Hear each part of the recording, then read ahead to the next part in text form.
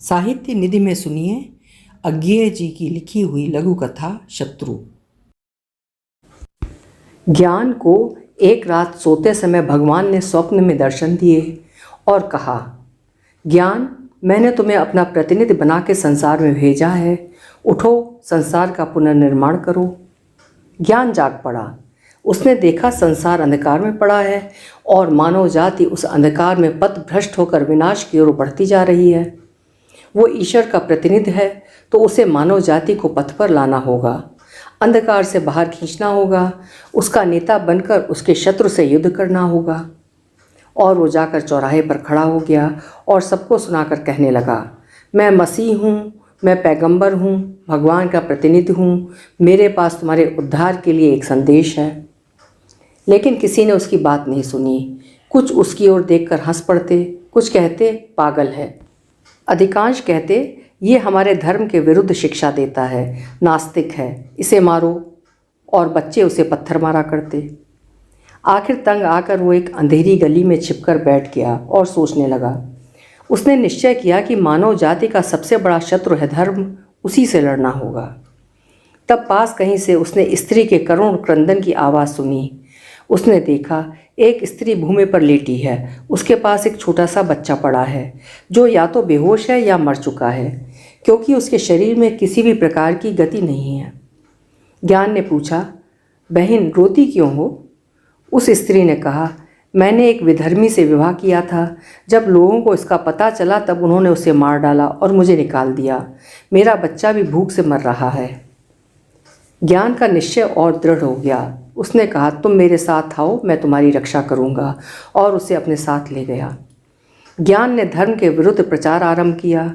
उसने कहा, धर्म झूठा बंधन है, परमात्मा एक है, अबाध है और धर्म से परे है।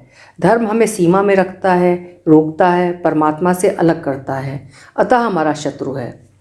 लेकिन किसी ने कहा, जो व्यक्ति पराई और बहिष्कृत औरत को अपने पास रखता है उसकी बात हम क्यों सुने?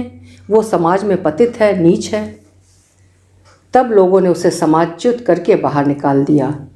ज्ञान ने देखा कि धर्म से लड़ने से पहले समाज से लड़ना है। जब तक समाज पर विजय नहीं मिलती तब तक धर्म का खंडन नहीं हो सकता। तब वो इसी प्रकार का प्रचार करने लगा। वो कहने लगा, हे धर्मध्वजी, ये पोंगे पुरोहित मुल्ला ये कौन है? इन्हें क्या अधिकार है हमारे जीवन को बांध कर रखने का? आओ हम इन्हें दूर कर दें, एक स्वतंत्र समाज की रचना करें ताकि हम उन्नति के पथ पर बढ़ सकें।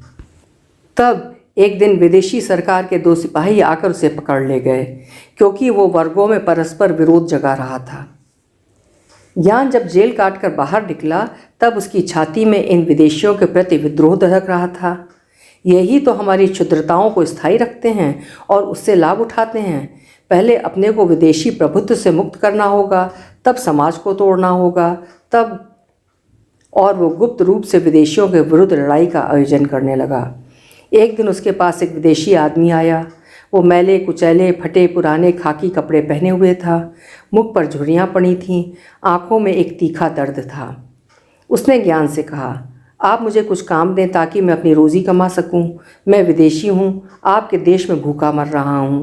कोई भी काम आप मुझे दें, मैं करूंगा। आप परीक्षा लें, मेरे पास रोटी का टुकड़ा भी नहीं है। ज्ञान ने खिन्न होकर कहा, मेरी दशा तुमसे अच्छी नहीं है, मैं भी भूखा हूं। वो विदेशी एकाएक पिघल सा गया, बोला, अच्छा, मैं आपके दुख से बहुत दुखी हूँ, मुझे अपना भाई समझें। यदि आपस में सहानुभूति हो तो भूखे मरना मामूली बात है। परमात्मा आपकी रक्षा करे, मैं आपके लिए कुछ कर सकता हूँ। ज्ञान ने देखा कि देशी विदेशी का प्रश्न तब उठता है जब पेट भरा हो। सबसे पहला शत्रु तो यह भूख ही है।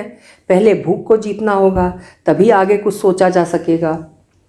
और उसने भूखे लड़कों का एक दल बनाना शुरू किया, जिसका उद्देश्य था अमीरों से धन छीनकर सब में समान रूप से वितरण करना, भूखों को रोटी देना इत्यादि। लेकिन जब धनिकों को इस बात का पता चला तब उन्होंने एक दिन चुपचाप अपने चरों द्वारा उसे पकड़ मंगवाया और एक पहाड़ी किले में कैद कर दिया।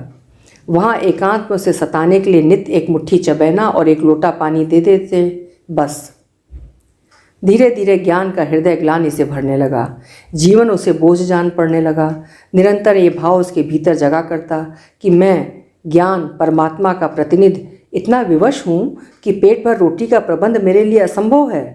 यदि ऐसा है तो कितना व्यर्थ है यह जीवन, कितना छूछा, कितना बेमानी।